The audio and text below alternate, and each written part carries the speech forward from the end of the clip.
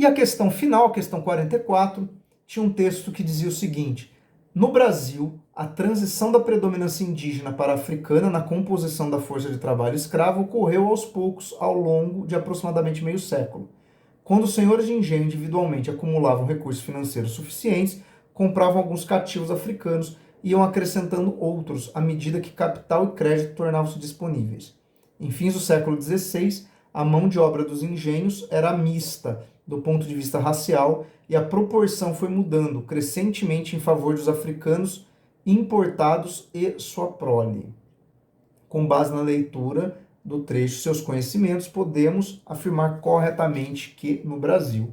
Bom, então aqui é uma questão que vai falar da substituição do indígena pelo trabalhador africano, escravo africano, e na dinâmica da renovação, do crescimento dessa população africana, essa população negra no Brasil. Então vamos olhar as alternativas. A implementação da escravidão de origem africana não fez desaparecer a escravidão indígena, pois o emprego de ambas podia variar segundo épocas e regiões específicas. Bom, de fato, o texto lá no começo, ele fala da transição de uma predominância da escravidão indígena para uma predominância da escravidão africana. Mas vamos lembrar que a predominância quer dizer o grupo majoritário, mas não significa que não hajam outros grupos de escravizados. Determinadas atividades, especialmente no norte do Brasil, continuaram recorrendo à escravidão indígena durante muito tempo. Você tem, por exemplo, a Sociedade Açucareira do Nordeste girando em torno da mão de obra escrava africana, mas o bandeirantismo ele nasce das demandas dos colonos do Sudeste por mão de obra escrava indígena. Então, existiu essa convivência entre várias formas de escravidão. Então, pode ser o item A. B. Do ponto de vista senhorial, vale a pena pagar mais caro por escravos africanos, porque esses viviam mais do que os escravos indígenas, que eram mais baratos. Não há essa correlação de preços, uma vez que o indígena ele poderia ser capturado no Brasil. Também no texto não dá para você fazer essa afirmativa de que o escravo indígena vivia menos do que o escravo africano. Então, são informações muito específicas e fora do que está no texto, C. O comércio de escravos africanos foi incompatível com o comércio de indígena, porque eram exercidos por diferentes traficantes que concorriam entre si.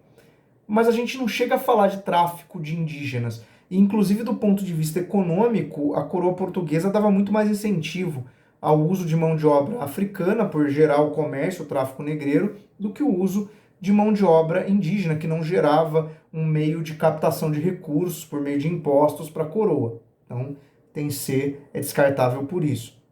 D. Havia créditos disponíveis para a compra de escravos africanos, mas não de escravos indígenas, pois a igreja estava interessada na manutenção de boas relações com os nativos.